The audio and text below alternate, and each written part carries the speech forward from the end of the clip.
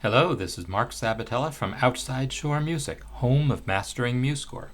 In this week's tip, I want to show you a handy little new playback feature in MuseScore Studio 4.7, and it's what's going to allow us to restart playback from the last place we started playback from. So let's take a look at how that works. If I select a measure in MuseScore and press space to start playback, it starts where I selected.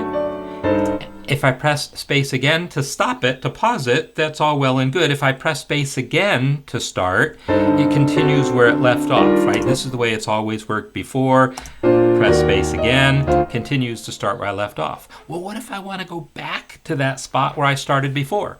Simple command for it, it's Shift+Space. And it goes back to the measure that I had started at previously. So there you have it. Space by itself does what it has always done when restarting playback. It'll start where you left off, and Shift+Space goes back to the previous place you started playback from.